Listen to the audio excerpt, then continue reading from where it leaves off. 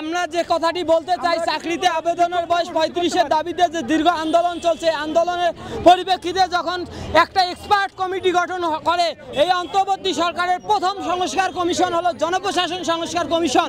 এই জনপ্রশাসন সংস্কার কমিশন যে চাকরিতে আবেদনের বয়স 35-37 সুপারিশ করেছে, সেটি যদি বাস্তবায়ন না করে তাহলে আমি রাষ্ট্রের কাছে জানতে চাই, বর্তমান সরকার বাংলাদেশের আমরা ছাত্র জনতা যে সংস্কার চাই, তারা তাহলে কিসের সংস্কার করবে?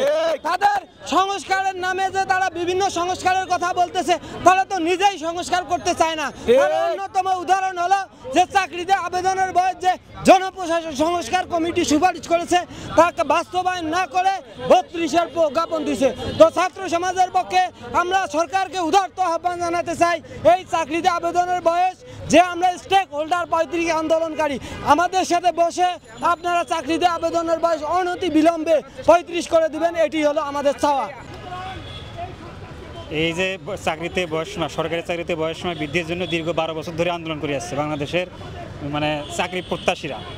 তো তারই প্রেক্ষিতে এই যে অন্তর্বর্তী সরকার অধীনে একটা কমিশন গঠন করা হয়, সেই কমিশন সরকারকে একটা প্রস্তাব দিয়ে দেয়, সুপারিশ করে যে ছেলেদের 35 এবং মেয়েদের 37 করা হবে।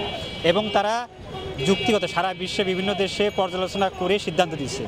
কিন্তু দেখা গেছে যে কিছু সমন্বয়ক এবং ঢাকা বিশ্ববিদ্যালয়ের সিদ্ধান্তকে বিবেচনা করে তারা 35কে উপেক্ষা করে 32 দিয়ে দিচ্ছে।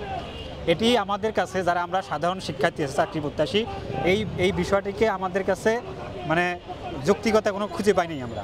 কারণ যারা দীর্ঘদিন ধরে আন্দোলন করে আসছে, তারা এই 32 দেওয়ার ফলে তারা কোনো উপকৃত হয়নি। কারা উপকৃত হয়েছে? যারা রানিং স্টুডেন্ট, যারা কোনোদিন মাঠে আসেনি, তাদেরকে উপকৃত করার জন্য 32 হয়েছে। তো আমরা চাই যে মোহিত স্যার যে সুপারিশ করেছে, সরকারকে দিয়েছে যে ছেলেদের ক্ষেত্রে 35 এবং মেয়েদের ক্ষেত্রে 37, আমরা সেটিকে সম্মান জানিয়ে আমরা চাই, এই অন্তর্বর্তী সরকারকে বলতে চাই যে সেটি বাস্তবায়ন করে আমাদের এই দীর্ঘ 12 বছরের আন্দোলনকে সমাপ্তি করে দেয়।